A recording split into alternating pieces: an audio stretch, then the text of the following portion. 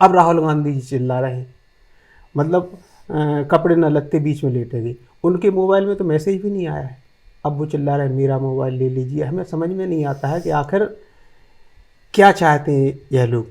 हमें तो ऐसा लगता है कि शायद हर संसद के सत्र से पहले कोई ना कोई विषय लेके यह संसद के सत्र को बर्बाद करना चाहते हैं। मध्य प्रदेश में चुनाव है, राजस्थान में चुनाव है, छत्तीसगढ़ में चुनाव है, तेलंगाना में है, पर हमारे राहुल गांधी जिन्हें अब राजनीति, वो उन्होंने अभी हाल में ही कहा है कि मैं अब राजनीति समझ गया हूँ, अच्छे से समझ गया हूँ। 19 साल से है। हाँ, 19 साल काम करने के बाद मैं समझ गया हूँ राजनीति कैसे होती है। क्या करने जाते हो भाई तुम अपनी प्रायोरिटीज़ अपनी लाइफ में कब तय करोगे? तुम्हारी प्रायोरिटीज़ एमपी और राजस्थान ये सब क्यों नहीं है भाई? देश का लोकसभा चुनाव आने वाला है, वो तुम्हारी प्रायोरिटी क्यों नहीं है? तुम इसी समय तुम्हें उज्बेकिस्तान जाना है, हर चुनाव के बाद उन्हें बैंकॉक चले जाना होता है कि जब भी ईडी या सीबीआई ये दबोचना शुरू करती है तथाकथित कट्टर ईमानदारों को, उसके बाद इसी तरीके का कोई सिस्टम समझ में आता है। जैसे कि ना कि मेरे पास 5 साल से आईफोन है, मैं बहुत दुखी महसूस कर रहा हूँ कि इतना पैसा लगाने का फ़ायदा क्या हुआ। मैंने आईपैड ख़रीदा, मैकबुक ख़रीदी, हाँ आईफोन ख़रीदा, एक नहीं दूसरा है ये मेरा, और मुझे कहीं भी ना आईपैड पे मैसेज आया, ना मैकबुक पे मैसेज आया, ना इस पर। तो मैं इतने लाखों रुपए खर्च किए मैंने, मेरा तो कुछ नहीं हुआ। नहीं, और जैसे राघव आज चड्ढा मैं भी शान से दिखा सकता था कि मेरे पीछे भी हैकर्स पड़े हुए हैं। नमस्कार साथियों, आज हम और सुरेंद्र जी जिस मसले पर बात करने के लिए बैठे हैं, हम कांग्रेस की दिशाहीनता पर बात करते रहे हैं। तो अभी कुछ ऐसा ही एक मामला जिसका कोई महत्व तो नहीं समझ में आता, जनता से उसका कोई जुड़ाव भी समझ में नहीं आता, पर कांग्रेस और वामपंथी दल उसको बहुत तूल देने की कोशिश कर रहे हैं। वो है एप्पल फ़ोन की हैकिंग का मामला, जिसमें एक अलर्ट आता है। उस अलर्ट पर जाहिर सी बात है कि उस अलर्ट में लिखा हुआ था कि स्टेट स्पॉन्सर्ड लोग आपके फ़ोन को हैक करने की कोशिश कर सकते हैं। एप्पल का उस पर स्पष्टीकरण भी आया और तत्काल ही आ गया, परंतु मुद्दा बना लिया गया तुरंत। राहुल गांधी की तरफ से भी बयान आ गया, रवीश जी ने वीडियो निकाल दिया और वामपंथी दलों ने हल्ला मचाना शुरू कर दिया, जैसा कि हमेशा होता रहता है, जैसा टूल किट के टाइम पे भी होता है, जैसा पेगासस के समय में भी हुआ। फिर से एक अनावश्यक गैर ज़रूरी मुद्दे को, जिसका कोई महत्व नहीं है, जनता को आप समझा भी नहीं पाएंगे और उस तरीके से ना उस पर जनता पे आप उसका कोई इम्पैक्ट डाल पाएंगे, लेकिन फिर भी कांग्रेस उसको तूल देती है। तो इसी संबंध में आज हम चर्चा करने बैठे हैं। क्या लगता है आपको, ये जो एप्पल हैकिंग विवाद है ये क्या है? ये एप्पल की तरफ से जो अलर्ट भेजा गया, असल में हमने इस पर थोड़ी रिसर्च की तो हमें ये पता चला कि यह अलर्ट एप्पल कंपनी की तरफ से नहीं भेजा गया। एप्पल के साथ एक एक्सेस नाउ नाम की कोई कंपनी है, उसने यह अलर्ट जारी किया। और दर्शकों को एक बात और बता दें कि उसमें जो स्टेट शब्द का प्रयोग हुआ है, तो स्टेट का मतलब इससे सरकार से नहीं है उसका। कई प्रबुद्ध लोगों को मैंने सुना तो उन्होंने जो बताया कि स्टेट से तात्पर्य यह नहीं है कि हमारी सरकार कुछ ऐसा कर रही है। स्टेट का मतलब राष्ट्र से है। उसमें कंपनी ने यह भी पर्टिकुलर इंगित नहीं किया है कि राष्ट्र मतलब भारत। 150 देशों में भेजे गए हैं अच्छा, इस तरह के मैसेज। लेकिन यानी सिर्फ इंडिया से जुड़ा हुआ मामला नहीं, इंडिया से जुड़ा हुआ मामला नहीं है। 150 राष्ट्रों में, ऐसे देशों में मैसेज भेजे गए हैं। और कंपनी ने यह भी स्पष्ट कर दिया है कि यह ज़रूरी नहीं है कि यह मैसेज मतलब हमेशा सही होते हैं। तमाम हैकर्स हैं सूचना प्रौद्योगिकी के दौर में, उसमें अराजक तत्वों का भी वो है। कई लोग अपने उसमें अलग अलग तरीके से मायने खोजते हैं, पैसा कमाने की जुगत में रहते हैं। तो हैकर्स हैं टेक्निकल कई लोग। अब पता नहीं कौन हैकर्स कौन सी सूचनाएं एकत्र करके उसका क्या करना चाहते। उसका मतलब यह नहीं है कि आप सीधा सीधा सरकार पे ही आरोप मढ़ने के। मतलब हमें तो कुलदीप जी ये लगता है कि इस देश में अगर बिजली चली जाए, कुछ भी ऐसे काम हमें लगता है कि विपक्ष के जो लोग हैं, अगर इन लोगों के पेट में भी दर्द हो जाए तो कल को ये लोग यही कहने लगें कि नहीं, ये मोदी सरकार करवा रही है। तो इस तरह के अनर्गल आरोप लगाना एक स्वस्थ लोकतंत्र में मुझे ठीक मालूम नहीं होता है। हमें तो ऐसा लगता है कि शायद विपक्ष जो है वो मुद्दा विहीन मुर्दा होने की हालत में है और उसके लिए एक संजीवनी की तलाश कर रहा है। पहले देखिए आप, इन्होंने तूल पकड़ाया राफेल को, उसमें कुछ नहीं मिला। इसके बाद पेगासस आया, उसमें सुप्रीम कोर्ट ने जांच समिति बनाई। जांच समिति ने कहा कि आप अपने मोबाइल सौंपिए, किसी ने भी अपना मोबाइल नहीं सौंपा।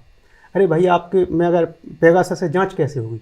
आप अपना मोबाइल देंगे तभी तो होगी। अब राहुल गांधी जी चिल्ला रहे हैं, मतलब कपड़े न लगते बीच में लेटेंगे। उनके मोबाइल में तो मैसेज भी नहीं आया है, अब वो चिल्ला रहे हैं मेरा मोबाइल ले लीजिए। हमें समझ में नहीं आता है कि आखिर क्या चाहते हैं यह लोग। हमें तो ऐसा लगता है कि शायद हर संसद के सत्र से पहले कोई ना कोई विषय लेके यह संसद के सत्र को बर्बाद करना चाहते हैं और आने वाला सत्र शायद इस विषय पर बर्बाद होगा। हाँ, क्योंकि विंटर सेशन का जैसा सुनने में आ रहा है वो नवंबर के अंत से और दिसंबर के अंत के बीच में उसको आयोजित किया जाता है। लगभग 1 महीने से कम ही होता है उसका कार्यकाल और वो नज़दीक ही आ चुका है। मुझे लगता है दीपावली के बाद उसकी घोषणा भी हो जाएगी कि वो कब से कब तक होगा। मेरे लिए तो सबसे रोचक बात ये होती है हमेशा कि जैसा कि हमने अपने पिछले वीडियो में भी इस बारे में चर्चा की, मध्य प्रदेश में चुनाव है, राजस्थान में चुनाव है, छत्तीसगढ़ में चुनाव है, तेलंगाना में है, पर हमारे राहुल गांधी, जिन्हें अब राजनीति, वो उन्होंने अभी हाल में ही कहा है कि मैं अब राजनीति समझ गया हूँ, अच्छे से समझ गया। 19 साल से है। हाँ, 19 साल काम करने के बाद मैं समझ गया हूँ राजनीति कैसे होती है। उनके उज्बेकिस्तान से फ़ोटो आए जी, मैं हैरान रह जाता हूँ कि एक ऐसी पार्टी जो अपने वजूद के लिए उज्बेकिस्तान से आए, उज्बेकिस्तान में थे वो, उन्होंने तो उनके एयरपोर्ट से कुछ फ़ोटोज़ आए कि वो उनके पुराने दोस्त को ही उनके लेने आए। हमें तो उम्मीद थी बैंकॉक से आएंगे।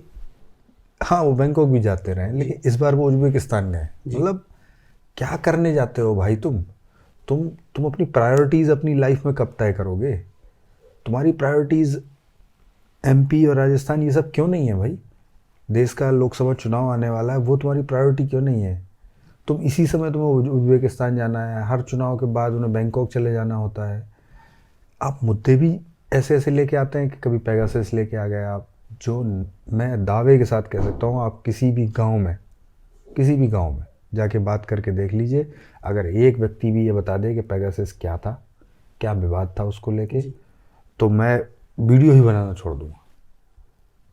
ये इतनी कॉम्प्लिकेटेड चीज़ें हैं, इतनी टेक्निकल चीज़ें हैं, जैसे एप्पल का फ़ोन हैकिंग विवाद, हाँ, इस अलर्ट का आना। मेरे पास भी 5 साल मतलब से एक अलग दुनिया में जी रहे हैं। हाँ, मेरे पास भी 5 साल से आईफोन है। मुझे आज तक कभी ऐसा नहीं लगा कि कभी किसी तरीके की इसमें कोई हैकिंग होती हो या होती। और एक मैसेज आता है, वो भी उसमें संदेह इसलिए पैदा हो रहा है कि वो सीताराम येचुरी की पत्नी उस कंपनी में काम करती हैं। जी, सीताराम येचुरी मार्क्सिस्ट आदमी, सिर्फ विपक्ष के नेताओं को ही आता है वो, और चंद गिने चुने लोगों को।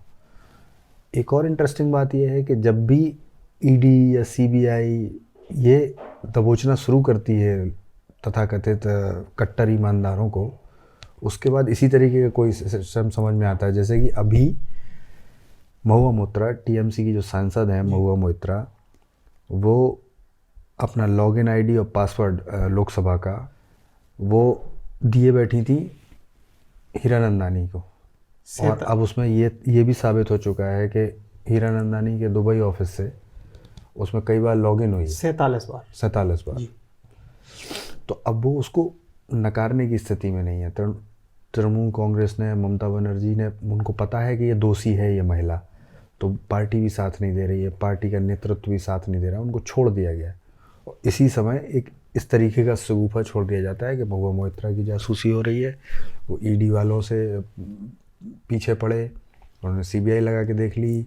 मैं राहुल जी को सुन रहा था, वो कह रहे थे कि उन्होंने सब लगा के देख लिया, जब उन्हें कुछ नहीं मिला उसके बाद अब उन्होंने ये ऑनलाइन जासूसी शुरू कर दी। किस दुनिया में जी रहे हो भाई? हमें ये लगता है कि यह दाव विपक्ष को उल्टा भारी पड़ने वाला है। इससे पहले वो एक हिंडनबर्ग वाला जो मामला आया था, तो इसमें एक सोरोस का कनेक्शन भी आ रहा है। जॉर्ज सोरोस, आपने जो बात करी है, जो एप्पल की सहभागी कंपनी है जिसमें सीताराम येचुरी जी की पत्नी जिसमें काम करती हैं, वो सोरोस द्वारा फंडेड कंपनी है। और अभी हम एक दिन देख रहे थे कि ट्विटर के जो मालिक हैं एलन मस्क, उन्होंने भी सोरोस पे कई तरीके के आरोप लगाए कि यह एक अराजक व्यक्ति है। इस व्यक्ति की मानसिकता विकृत हो चुकी है और इसका सोरोस का काम ही एक है कि सरकारों को अस्थिर करना और अस्थिर करके अपना काम निकालना। तो यह जो मामला आया है इसमें भी सोरोस का कनेक्शन है। जिस कंपनी ने अलर्ट भेजे हैं वो फंडेड है जॉर्ज सोरोस के द्वारा। उस आदमी के बारे में हमेशा ये कहा जाता है कि उसका पूरा उद्देश्य ये रहता है कि देशों में कमज़ोर सरकारें बने जो कड़े फैसले न ले पाएँ। यहाँ तक कि किसी विदेशी राजनेता ने उनको एक सनकी पैसे वाला जी, उनको ये कहा था कि वो खतरनाक इसलिए हैं क्योंकि वो सनकी भी हैं और पैसे वाले भी हैं। तो सिर्फ सनक के दम पे आप कुछ नहीं कर सकते हैं, पैसे वाला सनक के साथ आपके पास अकूत संपत्ति होना खतरनाक हो जाता है तो बहुत हाई डेंजर हो जाता है समाज के लिए। ठीक, समाज के लिए वो बहुत गड़बड़ हो जाता है। और वो उसने कई जगह करके दिखाया है और अभी फिर से एक प्रयास किया है। तो ये बहुत दिनों से इस टारगेट पे लिए हुए है कि किसी तरीके से भारत में सरकार अस्थिर होनी चाहिए। अच्छा, हमें तो कुलदीप जी तकलीफ केवल इस बात की है कि वो हमारे पास मैसेज क्यों नहीं आया अलर्ट वाला। मुझे खुद अगर हमारे पास मैसेज आ जाता तो उन्हीं वीआईपी की श्रेणी में हम भी शामिल हो जाते, लेकिन उसके अपने खतरे भी हैं। मैं कह रहा हूँ ना कि मेरे पास 5 साल से आईफोन है, मैं बहुत दुखी महसूस कर रहा हूँ कि इतना पैसा लगाने का फ़ायदा क्या हुआ। मैंने आईपैड ख़रीदा, मैकबुक ख़रीदी, हाँ आईफोन ख़रीदा, एक नहीं दूसरा है ये मेरा, और मुझे कहीं भी ना आईपैड पे मैसेज आया, ना मैकबुक पे मैसेज आया, ना इस पे। तो मैं इतने लाखों रुपए खर्च किए मैंने, मेरा तो कुछ नहीं हुआ। नहीं, और जैसे राघव आज चड्ढा, मैं भी शान से दिखा सकता था कि अरे मुझे भी, मेरे पीछे भी हैकर्स पड़े हुए। राघव चड्ढा जी का ट्वीट्स देख रहे थे तो राघव चड्ढा जी उसमें लिख रहे थे कि देश की आम जनता की जासूसी की जा रही। अरे भैया, देश की आम जनता के पास क्या है वो जासूसी से डरे? जासूसी से आप लोग डरिए भाई। आपने जो अगर कोई गलत काम किए हैं तो आपको डर है उससे। देश की जनता तो आज ले जाए हमारा फ़ोन, हमें क्या दिक्कत है। और हमारा तो एक और व्यू है, वैसे जासूसी किसी की नहीं होना चाहिए, गलत है, लेकिन अगर इतना इस पर बवाल है तो हम तो कहते हैं कि इनके सबके फ़ोन चेक होने चाहिए कि आखिर क्या ऐसी इनके वाहियात कारनामे हैं कि इन्हें इतना डर है। देखिए, ये देश अभी बहुत कुंठित राजनीति के दौर से होकर गुजर रहा है, मैं आपको बताऊं शर्मा जी। क्योंकि हमने देखा गुजरात चुनाव के दौरान, मुझे एक घटना याद आई अभी गुजरात चुनाव के दौरान केजरीवाल जी गए जी, और उन्होंने वहाँ प्रचार करने गए और उन्होंने किसी ऑटो वाले के यहाँ, जो उनके हमेशा की नौटंकी रहती है कि इतना सीधे दिखो, इतना सरल दिखो, इतना कि वो गरीबों के हित में हम काम करते हैं, गरीबों के साथ बैठ के रोटी खाते हैं, ये सब तमाशे होते हैं किसी भी पार्टी के लोग करें। मैं ये नहीं कह रहा हूँ, ये सब नौटंकी होती है सिर्फ चुनावी दौर की, गरीब के घर जाके खाना खा रहे हैं। अरे कभी बीच में भी चले जाओ, बिल्कुल। अगर इतना प्रेम है तुम्हें तो कब उस कार्यकाल के बीच में क्यों नहीं जाते आप कभी? कि आप मेरे कार्यकाल को 1 साल हो गया, मैं उस गरीब के यहाँ गया था, चलो दोबारा से चलते हैं और गरीबों के बीच में बैठ के खाना खाएंगे। नहीं होता ये नौटंकी, सिर्फ सब चुनाव प्रचार के दौरान होती है। तो वहाँ पर वो गुजरात पुलिस से इस बात के लड़ रहे थे कि मुझे सिक्योरिटी नहीं चाहिए। हाँ, देखा था। क्यों मुझे घेरने की कोशिश कर रहा हो? क्यों मुझे जाने नहीं देना चाह रहा हो? हाँ, तुम चाहते नहीं हो कि मैं गरीब बस्तियों में जाऊं, जबकि पुलिस वाला ये कह रहा है कि सर आप कहीं के मुख्यमंत्री हैं, प्रोटोकॉल है, हमें आपको अगर कोई घटना दुर्घटना हो जाए आप सरकार को अभी उसको, अगर आपने देखा नहीं बंगाल चुनाव में क्या हुआ, उसको लेके आज भी संदेह है। ममता दीदी पूरे चुनाव भर पैर में एक कच्चा प्लास्टर बांध के बैठी रही और अच्छी खासी जीत हासिल करी उन्होंने। कितना उन्होंने उस चीज़ को भुनाया, सहानुभूति, और ना उन पर हमला करने वाला पकड़ा गया। एक मुख्यमंत्री चुनाव प्रचार के दौरान अपनी पूरी सिक्योरिटी के साथ अपनी पार्टी के कार्यकर्ताओं के साथ घूम रही है और कोई कार वाला उनके पैर पे कार चढ़ा के निकल गया और वो पकड़ा भी नहीं गया आज तक। तो ये हमने हथकंडे बहुत देख लिए हैं, हर प्रकार के हथकंडे देख लिए हैं, नेता लोग ये सब करते हैं। लेकिन हथकंडे भी करो तो ऐसे करो जैसे ममता दीदी करती हैं, सही, उन्होंने उसका लाभ तो उठाया। अब आप एप्पल, पेगासस, हिंडनबर्ग अगर ये सब करते रहेंगे तो आप जनता से कनेक्ट नहीं बना पाएंगे। जनता की समझे में नहीं आप आती कि आखिर चिल्ला उज्बेकिस्तान क्या जाओ, रही है। आप बैंकॉक जाओ, आप घूमो फिरो, मस्त रहो यार। क्यों राजनीति? हर आदमी को राजनीति नहीं करनी चाहिए ना। मैं नहीं कर सकता हूँ, मैं ये स्वीकारता हूँ, मैं जानता हूँ मैं नहीं कर सकता हूँ राजनीति, तो मैं पढ़ता भी नहीं हूँ उन सब। ताज्जुब तो हमें इस बात का है कि राहुल गांधी जी स्वीकार रहे हैं कि हमें अब भारत की राजनीति समझ आ गई है। हाँ, तो 19 साल बाद इतनी सी बात उनकी जो समझ आई है, वो ये बात समझ में आई उनकी कि वो कहानी सुनाई उन्होंने एक, वो आपने भी सुनी होगी कि किसी राजा की जान किसी तोते में हाँ। थी। तो उन्होंने कहा तोता बोल रहा है, मतलब इस सरकार की, मोदी सरकार की जो जान अटकी वो अडानी में है। उनका मतलब ये है कि आप तोते का गला अगर घोंटेंगे तो सरकार का गला घुट जाएगा। इसका मतलब तो ये है कि राहुल गांधी जिस देश की पब्लिक के प्रति रिस्पॉन्सिबल नहीं है, वही सरकार तो जनता बनाती है। मैं तो हमेशा इस अचरज में रहता हूँ कि नेता कितना बेशर्म होता है कि वही तोता जब कांग्रेस द्वारा शासित राज्यों में काम कर रहा होता है तो वो तोता नहीं होता है। राजस्थान में काम कर रहे हैं, राजस्थान में हजारों करोड़ रुपए की परियोजनाएं अडानी के द्वारा चलाई जा रही हैं। राजस्थान सरकार उनको गद्दी में लेके स्वागत करती है उनका। और वहीं अगर वो किसी भाजपा शासित राज्य में काम करें तो वो तोता हो जाता है, चोर हो जाता है, लुटेरा हो जाता है। लेकिन कभी भी राजस्थान में नहीं उसको चोर, लुटेरा, उचक्का कहा जाता है। ऐसा क्यों भाई? ये कौन से आपके मानक हैं?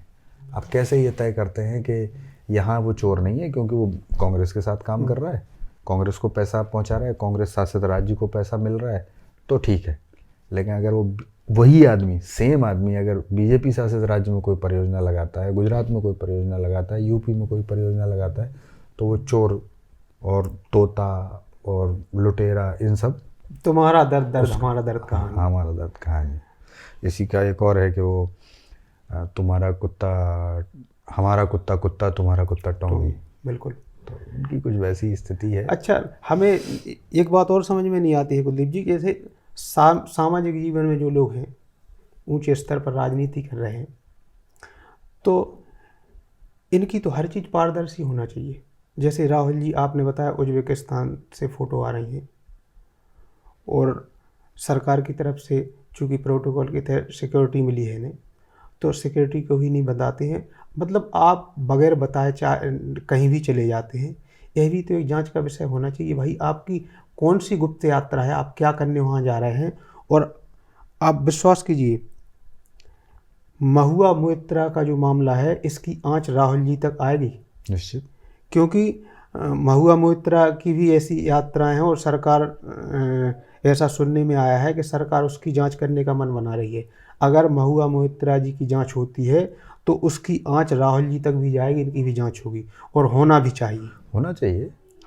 हमने राजनेताओं का वो दौर भी देखा है जब वो खुलेआम चुनौती देते कि तुम्हें जो जांच करनी है करो ना, तुमको सीबीआई, ईडी जो करना है करो, वो नहीं डरते थे।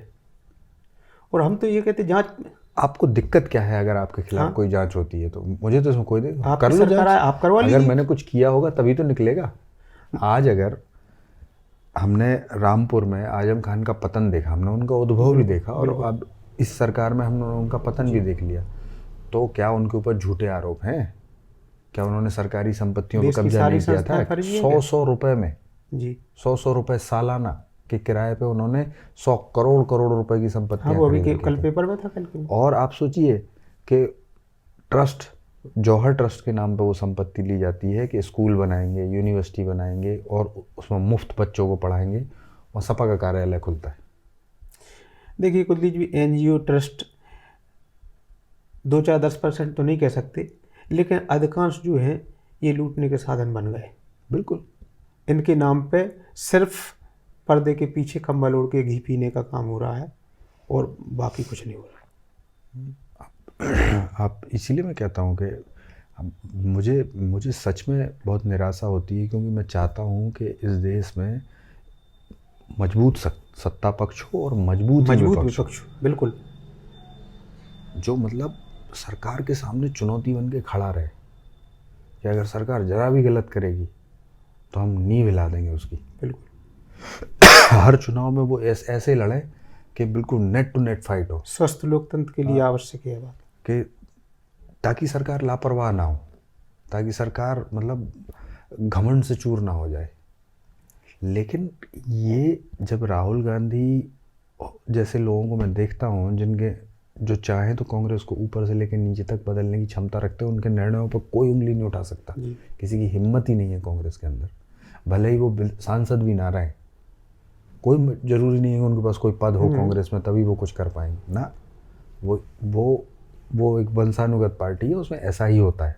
और इसमें कुछ मैं इसको मतलब अलग तरीके से ले भी नहीं जाना चाहता हूँ कि वो जो उस पर आरोप लगते हैं कि वो वंशवादी पार्टी, होने दो, मुझे उससे कोई दिक्कत नहीं है। काम अच्छा करो आप अगर काम अच्छा करते हैं, ऐसे कई लोग हैं जिनके नेताओं के बच्चे चुनाव लड़े हैं, जीते हैं, फिर उनके भी बच्चे चुनाव लड़े। अगर आप अच्छा कर रहे हैं उसमें कोई बुराई नहीं है। अगर आपको आपके क्षेत्र की जनता पसंद करती है, आप अपनी क्षेत्र की जनता के लिए लायक हैं कल को, तो इसमें कोई समस्या की बात नहीं है कि एक नेता का बेटा नेता बन जाए। क्या दिक्कत है? सही बात है। जनता ने स्वीकारा ना उसको। बिल्कुल।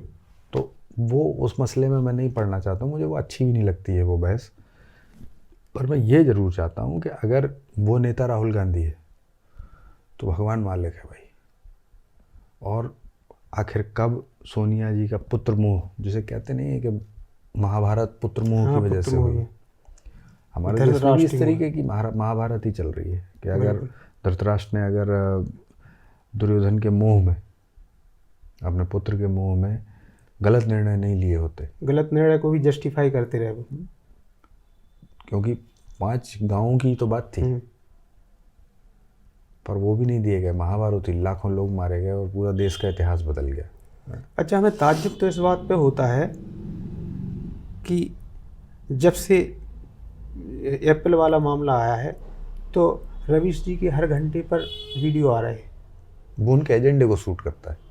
प्रश्न पर प्रश्न रवीश जी तोड़ मरोड़ के अपना मतलब वाक जाल के माध्यम से भ्रमित करने का लगातार प्रयास कर रहे हैं। महुआ मोइत्रा पे कोई रवीश कुमार जी ने कोई वीडियो नहीं आया, कोई प्रश्न महुआ मोइत्रा पे खड़ा नहीं किया कि आपका पासवर्ड दुबई से लॉगिन कैसे हुआ। देखिए, मैं एक बात आपको स्पष्ट कर दूं कि निष्पक्षता अब कहीं नहीं रह गई है, किसी मीडिया में नहीं होती है। सच्चाई यही है। हाँ, सच्चाई यही है। हम बहुत अजीबोगरीब दौर से गुजर रहे हैं। चाहे आप फेसबुक पे देख लीजिए, जब आप कुछ भी लिखते हैं तो हमें पता है कि इस आदमी से क्या कमेंट आएगा। बिल्कुल, क्योंकि वो अपना एक रास्ता तय कर चुका है। सबका अपना पूर्वाग्रह, वो सही गलत देखने नहीं बैठा है, वो पूर्वाग्रह से ग्रसित है। या तो वो सपाई हो चुका है, या वो भाजपाई हो चुका है, या वो कांग्रेसी हो रखा है। मतलब अब लोगों ने अपने अपने तय कर लिए हैं कि हम बस इसी नाव में ही बैठेंगे, इस नाव में कुछ भी हो जाए, कैसा भी हो जाए। जो ऊपर वाले हैं वो तो मलाई खा रहे हैं, उन्हें पैसा मिलता है। हाँ। लेकिन जो नीचे वाले हैं वो केवल पीछे लगने का काम कर रहे हैं, वो ही रहे। तो पहले क्या आदमी ये देखता था कि समाज के लिए क्या अच्छा है, व्यक्तिगत मेरे लिए क्या अच्छा है, राष्ट्र के लिए क्या अच्छा है, हमारे प्रदेश के लिए क्या अच्छा है। उस तरीके से मतलब भक्ति नहीं थी कहीं भी, लोग बदलाव लाते थे इधर से उधर। अब क्या है, बिल्कुल सेपरेट है मामला। रवीश कुमार को पता है कि अगर मैं किसी भी दिन ये कह दूंगा कि मोदी ने अच्छा काम किया या योगी ने ये अच्छा, वो कुछ भी कर दें, मैं कहता हूँ कितना भी अच्छा काम कर दें, तो उसकी जो फंडिंग है, जहाँ से वो पैसे कमा रहा है, जो लोग सिर्फ उसके नफरती भाषण सुनने आते हैं, हाँ, वो उससे भाग जाएंगे। और आपको क्या लगता है कि जो लोग अभी तक उससे नफरत कर चुके हैं ऑलरेडी, वो तो उसको सुनने जाते ही नहीं है कभी। बिल्कुल। अब रहे सहे वो लोग जो उसके नफरती बातें सुनने आते हैं, वो भी भाग गए, तो उसका बेचारा घर कैसे चलेगा भाई। सही बात है। व्यूज़ का खेल है, पैसे का खेल है। व्यूज़ आ रहे हैं तो पैसे आ रहे हैं, हाँ, पैसे आ रहे हैं तो घर चल रहे हैं, अपना अय्याशी चल रही है, सारे कामकाज चल रहे हैं, गाड़ियाँ दौड़ रही हैं, मकान, बड़े बड़े बंगले खरीदे जा रहे हैं। तो उसे इन जैसे रवि जैसे लोगों को पता है कि हम भैया निष्पक्ष तो हो ही नहीं सकते कभी। हमारा झुकाव शुरू से कम्युनिस्ट एजेंडे की तरफ रहा, हमारा झुकाव शुरू से एंटी बीजेपी रहा। खूब उन्होंने और उनके साथियों ने मिल के 20-22 साल तक लगातार कोशिश करी कि कैसे भी करके मोदी को मौत का सौदागर बना दिया जाए, उसके ऊपर हजारों मुसलमानों के मर्डर का इल्ज़ाम लगा दिया जाए, लेकिन कोर्ट से एक एक केस खारिज हुआ। बिल्कुल, अगर सरकार इन्हें प्रभावित करती निर्णय तो आपकी सरकार थी केंद्र में जब। हाँ, उन्हीं की सरकार थी, अमित शाह को जेल जाना पड़ा था। और हम तो ये मानते हैं कि इस पर आप बवाल हल्ला मीडिया में क्यों हल्ला मचाते हैं? जैसे अगर सरकार जांच करवा रही है, अच्छा है, आपकी सरकार आए, आप उनकी और अच्छे उनकी तरीके से जांच करवाइए। जिन प्रदेशों में आपकी सरकार है वहाँ आप उनकी जांच करवाइए, पब्लिक के लिए ये तो अच्छा है। आप बिल्कुल जांच कराइए। हर प्रदेश में बीजेपी के नेता हैं, अगर वो भ्रष्ट हैं तो उनकी खाल खींच दीजिए ना, और जेल में ठूसिए उनको। आपको किसने रोक रखा है? और अगर आप ये जानबूझ के आंखें बंद किए हैं तो इसका मतलब आप खुद बहुत बड़े भ्रष्टाचारी हैं। आपको पता है कि आज हम सत्ता में अगर इनके खिलाफ कार्रवाई करते हैं और हम इन्हें जेल में डालते हैं तो कल को जब ये सत्ता में आएंगे हमारे खिलाफ और तो हमारे खिलाफ होगी, तो हमारी चोरियां ये लोग पकड़ेंगे। तब हम इनसे ये तो कह सकेंगे, देखो भाई साहब, हम आपकी चोरी पर आंख बंद किए रहे थे, अब थोड़ा हमें बख्शो, है, हमने आपके ऊपर कुछ नहीं किया, आप भी हमें छोड़ो। अगर आप इस मानसिकता के साथ काम कर रहे हैं तो राष्ट्र का नुकसान कर रहे हैं, समाज का नुकसान कर रहे हैं, लोगों का नुकसान कर। पैसा तो हमारा ही आपका होता है ना, उसको खा किसी भी पार्टी का नेता जाए, लेकिन पैसा तो हमारा ही तुम्हारा खा रहा है ना। तो मतलब इस मामले में यही समझ में आ रहा है कि खामखा तूल देने का प्रयास हो रहा है। बहुत हमारे पिछले वीडियोस को जो आपकी तरफ से प्रेम मिल रहा है और आपकी तरफ से जो सुझाव आ रहे हैं वो हम कोशिश कर रहे हैं कि हम उन पर और बेहतर कर सकें, और आगे ऐसे ही हमें सुझाव देते रहिए, हमारे साथ जुड़े रहिए। तो साथियों, ये थी हमारी तरफ से एक और पेशकश। आशा करता हूँ कि आप लोगों को ये वीडियो पसंद आए। हमारे साथ जुड़े रहिए, हमारा सहयोग करते रहिए। आप सभी का नमस्कार।